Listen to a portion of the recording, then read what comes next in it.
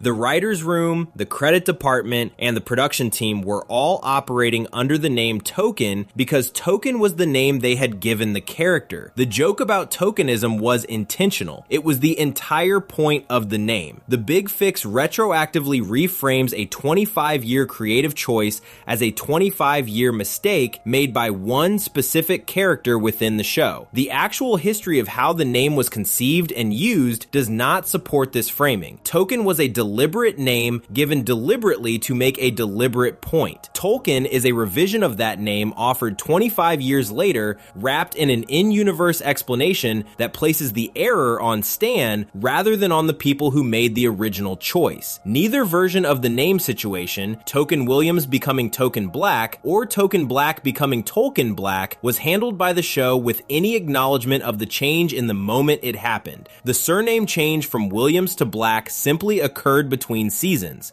The name change from Token to Tolkien was addressed in The Big Fix, but addressed in a way that reframes rather than acknowledges. In both cases, a character who has been present since the first episode of the show has had a fundamental piece of his identity revised without the revision being fully owned. The South Park Fandom Wiki's entry on the character, now titled Tolkien Black, notes the full name history. Originally Token Williams, then Token Black, then retroactively renamed Tolkien in season 25. The Heroes Wiki entry describes him as formerly and erroneously known as Token Black and Token Williams. The Ultimate Pop Culture Wiki traces the same sequence. All three sources document the same chain of name changes without being able to identify a clean moment of transition between the first and second names, because no such moment exists in the show. Adrian Beard, the voice actor, has been in the credits of the show as Token Black for years and as Tolkien Black since The Big Fix. His IMDb credits page lists all three versions of the name as separate credit entries: Token Black, Token Williams, Tolkien Black, lined up as the recorded history of one character's name across one show's run. 3 names, 1 character, 25 years. There is something fitting about the fact that a character whose original name was built around the concept of being present in a story without being fully seen has spent 25 years being present in the show without his own name being fully accurate. The joke in the original name Token pointed at how representation can be performed without being genuine, how having one person from a particular group in the room is not the same as that person actually mattering to the story. The name Tolkien, offered as the correction, is an attempt to give the character an identity that is genuinely his rather than one that defines him by what he represents to others. Whether that correction lands as meaningful or as a piece of misdirection depends on how much weight is placed on the reframing versus the actual history. The actual history contains 3 names, 2 unexplained surname changes, and a character who has been in the show since the first episode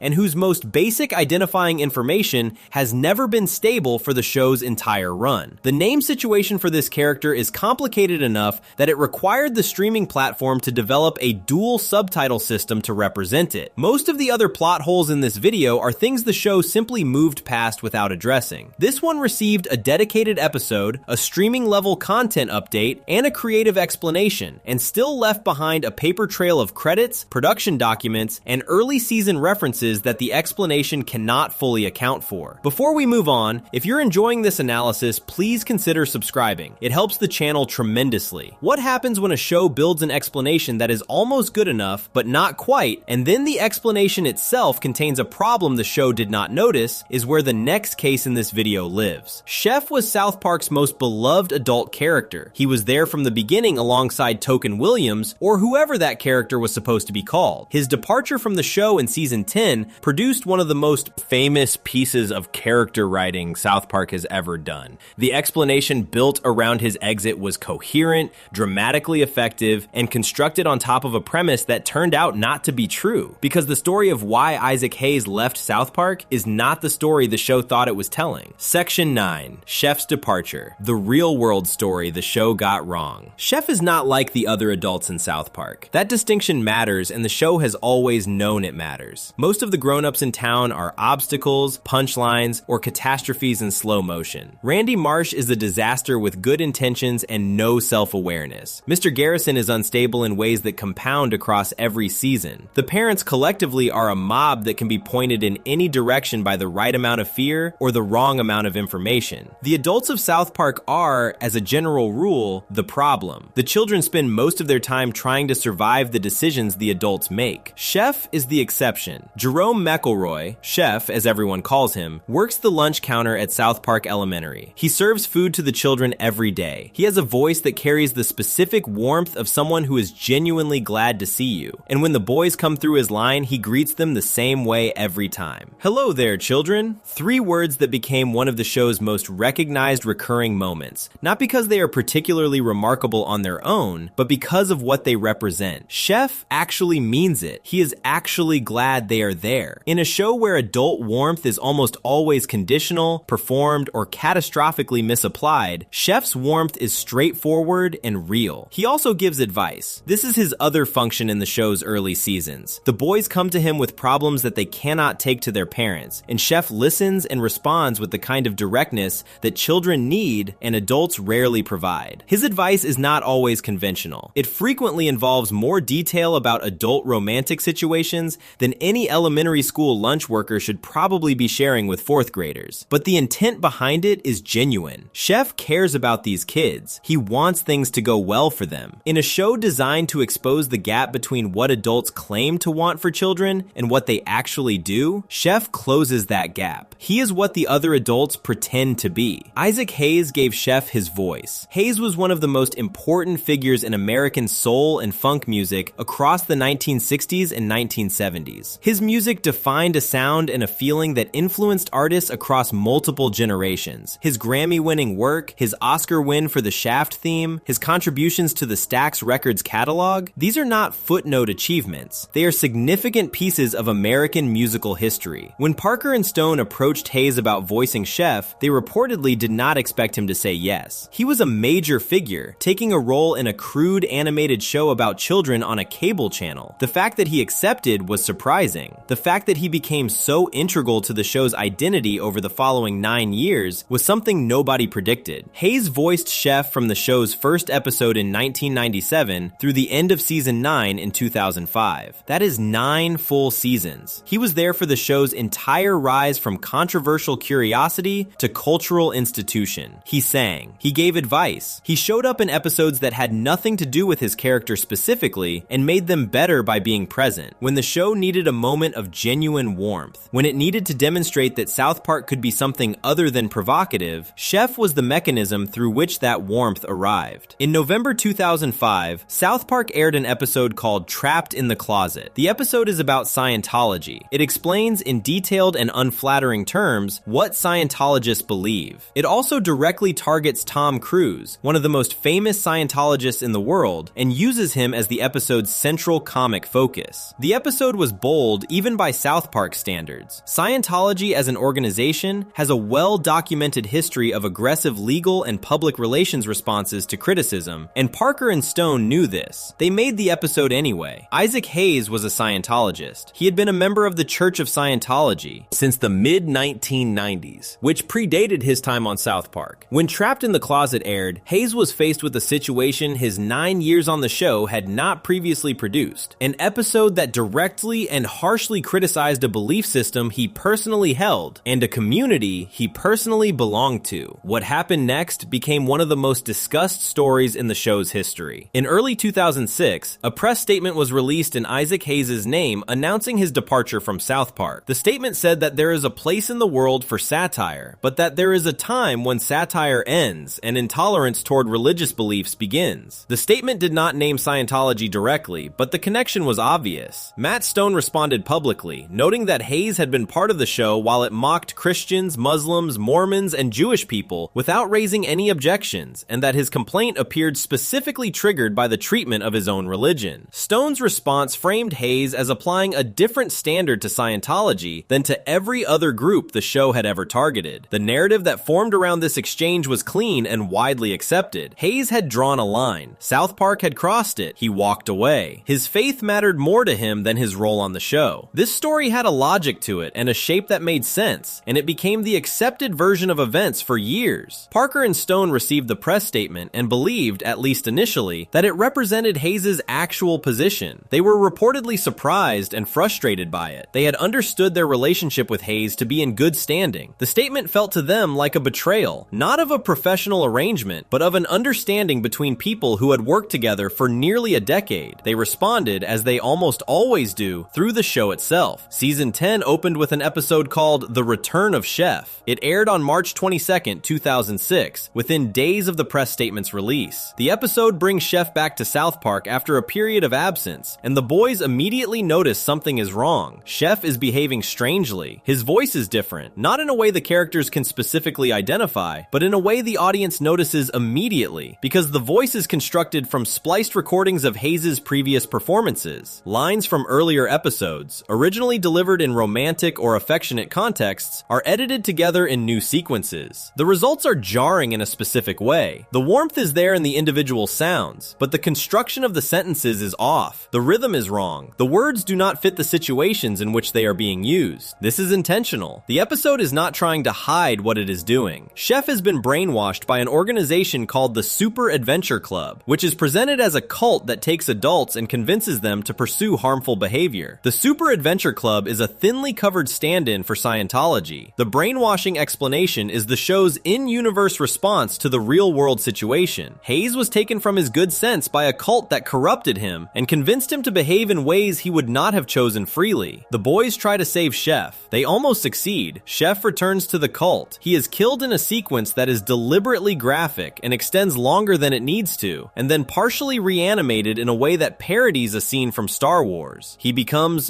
Darth Chef. The episode ends. Kyle delivers a eulogy at Chef's funeral that has been widely read as Parker and Stone's genuine feelings about what happened. The speech does not blame Chef. It blames the people who changed him. The show's anger is directed not at Hayes, but at the organization it holds responsible for his departure. This is what the episode communicates clearly. Chef was good. Something got to him. What happened was not his fault. The Wikipedia entry for The Return of Chef confirms that Hayes left after the Scientology episode, and that the brainwashing storyline was created in direct response to the press release. Matt Stone stated in interviews that he and Parker felt they had parted with Hayes on good terms before the statement and were caught off guard by it. The show's response was built on their understanding of what had happened, which was Hayes chose to leave because the show mocked his religion. That understanding was wrong. In 2016, a major oral history of South Park was published by The Hollywood Reporter. In it, Matt Stone discussed the period surrounding Hayes' departure in direct terms. Stone described a conversation that took place shortly after Trapped in the Closet aired, in which Hayes came to meet with him. Stone's account, as documented in that oral history and cited in subsequent reporting by Screen Crush, TV Line, and Slash Film, is that it was immediately clear to him from the conversation that Hayes had been sent by someone. The visit did not feel like a friend expressing a personal grievance. It felt like a representative delivering a message. Stone said he understood, from that conversation, that Hayes had been sent to ask them to pull the episode. Hayes' son, Isaac Hayes III, went further. In the same oral history, Hayes III stated directly that his father did not quit South Park. He stated that someone quit South Park for him. Hayes III explained that his father suffered a stroke in January 2006, a few months after Trapped in the Closet aired, and that the stroke left him unable to speak clearly or make independent decisions about his own life. The press statement that was released in February 2006, the statement that announced Hayes' departure from the show and was attributed to him by name, Hayes III's position is that his father did not write it, did not approve it, and was not in a condition to do either. Someone within his father's circle, operating under the influence of the Church of Scientology, submitted that statement on Hayes' behalf without his knowledge or meaningful consent. Stone's account of the situation, as documented in the oral history, aligned with this. He stated that he and Parker figured out the fuller picture at some point after the events, though not immediately. He confirmed that what they believed at the time was that Hayes had personally chosen to leave, and that the show's response was built entirely on that belief. The Return of Chef, the brainwashing storyline, the Super Adventure Club as Scientology stand-in, the spliced audio, the deliberately gruesome death, was created as a response to a betrayal that Parker and Stone believed had occurred. The episode is the show processing grief and anger at what it understood to have happened. What actually happened, according to Hayes III and corroborated by Stone, is that a man who loved the show and loved his role on it had that role ended without his participation by people acting in his name. Hayes III stated in a follow-up interview with Cracked, cited by Slash Film in their 2025 reporting on the situation, that his father would still be on the show to that day if he had been able to make the choice himself. He said Hayes loved Parker and Stone. He said Hayes loved Chef. He said Hayes loved the connection the character gave him to the audience. None of that changed after Trapped in the Closet. What changed was that his father had a stroke and lost the ability to speak for himself, and someone else spoke for him. Hayes died in August 2008, 2 years after his departure from the show. Parker and Stone dedicated the season 12 episode The China Problem to him following his death. The Return of Chef is a well-constructed piece of television. The spliced audio is handled cleverly enough that it functions as both a practical solution and a creative statement. The brainwashing storyline is coherent within the episode's logic. The Super Adventure Club works as a satirical target. Kyle's eulogy lands with genuine feeling. Taken as an episode of South Park produced under the circumstances Parker and Stone understood themselves to be in, it is a strong piece of work. It is also built entirely on a false foundation. The departure it responds to did not happen the way the show believed it happened. The anger it channels was aimed at a situation that was not the real situation. The in-universe explanation, Chef corrupted by a cult, was designed to mirror what Parker and Stone thought had occurred in reality. And what had occurred in reality was something different and considerably sadder. A man who wanted to stay was removed by people who made that decision for him while he was unable to object. South Park has never revisited this. The Return of Chef stands as the show's final statement on Chef's departure, and it will always reflect the version of events that Parker and Stone understood in early 2006 rather than the fuller picture that emerged later. The episode cannot be unmade. The in-universe explanation cannot be revised to account for what Hayes III and Stone confirmed years after the fact. Chef died brainwashed by a cult within the world of South South Park, and that is where he will remain. The real-world story the show got wrong is not a plot hole in the traditional sense. No character's name changed, no timeline contradicted another timeline, no piece of dialogue stated something that a later piece of dialogue disproved. The contradiction here exists between what the show believed and what was true, and the episode built on that belief is the record of how completely a piece of television can be shaped by a misunderstanding. Most of the plot holes in this video are cases where the show contradicted itself across seasons, where one episode forgot what an earlier episode had established. This case is different. The show was consistent with itself. The episode followed logically from the premise Parker and Stone were operating under. The problem is that the premise was wrong before the episode was ever written. Before we move on, if you're enjoying this analysis, please consider subscribing. It helps the channel tremendously. What closes out this video is smaller in scale than Chef's story, but no less specific. 2 episodes, 1 character, 1 piece of information stated clearly in both of them. The information is different both times, and the difference cannot be explained by any reading of the show that keeps both versions of it intact. Butterscotch has been in South Park since season 1. His age should be among the most stable pieces of information the show has ever established. The show managed to get it wrong in 2 different directions across 6 years of episodes, and the result is a character who aged backward on a show where nobody ages at all. Section 10. Butters ages backward. The show that forgot how numbers work. Leopold Stotch goes by Butters. Everyone calls him Butters. The nickname fits him in the specific way that only the right nickname can. It captures something true about who he is before a single word of explanation is offered. He is soft. He is sweet in a way that the world of South Park treats as a liability rather than a virtue. He is the kind of person who assumes the best about every situation until the situation has made it completely impossible to keep assuming that, and even then he tends to find a way back to something resembling optimism by the end of the episode. South Park is not a gentle place. Butters is a gentle person. The gap between those two things is where most of his storylines live. He is also 9 years old, or 8 years old. The show cannot fully decide, and the way it fails to decide is stranger than most of the other continuity problems in this video, because the failure runs in the wrong direction. On a show where characters never age, where the same children have been in the 4th grade for nearly 30 years of real time, aging backward is a specific and unusual kind of error. Most floating timeline problems involve a character staying the same age across years of episodes. Butters' age problem involves him being stated as older first and younger second across a 6-year gap, with no explanation and no acknowledgement that anything unusual has happened. To understand why this matters, the floating timeline itself needs a moment of attention. South Park has always operated under a specific creative agreement with its audience about time. The boys are 8 or 9 years old. They will always be 8 or 9 years old. Real years pass in the outside world. The show has been airing since 1997 and continues to air, but inside the world of South Park, time does not accumulate in the same way. The boys do not grow up. They do not move through school at the pace that real children move through school. They were in 3rd grade for the first 3 seasons and moved to 4th grade in season 4's episode aptly titled 4th Grade, and they have been in the 4th grade ever since. A viewer who watched the show in 1999 and a viewer who watches it today are watching the same children at the same age doing the same grade of schoolwork. This is a known and accepted creative choice. Parker and Stone made it deliberately. Most animated shows aimed at adults make a similar choice. The Simpsons family does not age in any meaningful way across its run. The characters in Family Guy do not move forward in time in ways that change their fundamental situations. The floating timeline is a tool that allows a show to remain responsive to current events, to make the same kinds of jokes about the same kinds of characters indefinitely,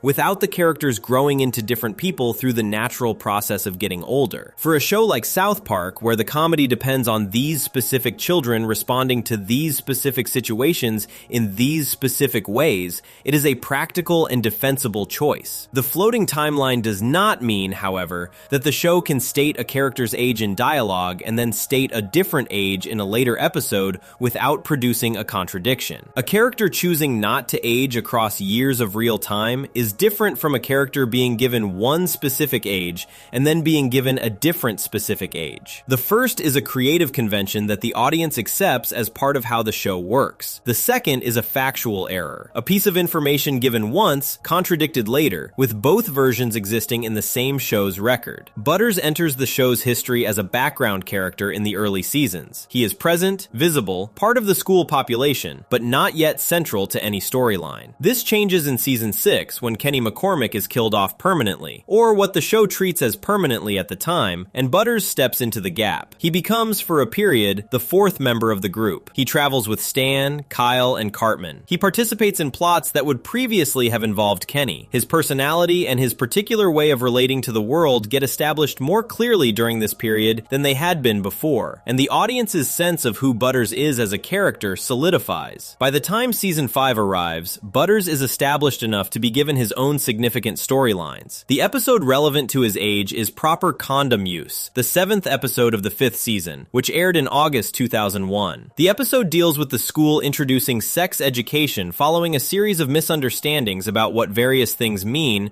and what children do and do not know about adult subjects. The content of the episode is characteristically South Park. The adults respond to a misunderstanding about children's behavior by doing something far more damaging than the original misunderstanding, and the children are left trying to navigate the consequences. Within the episode, Butters states his age. He says clearly and directly that he is turning 9 years old the following week. This is not a throwaway background statement. It is a line of dialogue attributed to a specific character in a specific episode, stated in a context where his age is relevant to what is being discussed. Butters is turning 9 next week. That is the information the show provides about this character in Season 5, Episode 7, in the year 2001. The South Park Fandom Wiki's documented continuity error list flags this directly. The statement in Proper Condom Use is recorded as one of two conflicting age statements the show makes about the same character across different seasons. The second statement comes 6 years later. Cartman Sucks is the second episode of Season 11, which aired in March 2007. The episode involves Butters going to a camp that his parents send him to after they become convinced he has a specific kind of problem that the camp is designed to address. The episode is a satire of conversion programs, places that operate on the belief that certain aspects of a person's identity can be changed through the right kind of structured environment and pressure. Butters is placed in this situation not because of anything he has actually done, but because of something Cartman has manufactured to create trouble for him. This is a Butters episode in the fullest sense. His innocence, his trusting nature, and his willingness to follow adult instruction, even when that instruction is harmful, are all at the center of the story. In Cartman Sucks, Butters states his age. He says he is 8 years old, not 9. Not 9 and a few months past the birthday he mentioned in Season 5. 8. 2 years into what should, by Proper Condom Use's stated timeline, be the year he turned 9, Butters is 6 years older in real time and 1 year younger in correct stated age. He has gone backward. The show in 2007 has given a character who told the audience he was about to turn 9 in 2001 a stated age of 8. 6 calendar years pass between the two episodes. By any measure, by the floating timeline logic or by real time, Butters should be at least 9 in 2007. The show says he is 8. The South Park Fandom Wiki's continuity errors documentation lists both episodes and both statements side by side, presenting them as a direct contradiction. The wiki does not attempt to reconcile the two ages or offer an explanation for the discrepancy. The entries simply exist together, two pieces of information about the same character from the same show that cannot both be true. What makes this particular continuity error different from the floating timeline is the specificity of the statements. The floating timeline allows Butters to be 8 or 9 across all episodes without contradiction, a general sense of age that stays consistent with the show's established reality. The contradiction arises specifically from the dialogue. The character spoke his age out loud. He gave a number. He did it twice in 2 different episodes, and the 2 numbers do not align. The second number is smaller than the first. That is not a floating timeline. That is a character telling the audience something specific about himself, and then 6 years later telling them something different and smaller. Butters is particularly interesting as the character at the center of this error because of how closely he has been written across the show's run. He is not a background character whose details are loosely tracked. From Season 6 onward, Butters becomes one of the most consistently developed characters in South Park's supporting cast.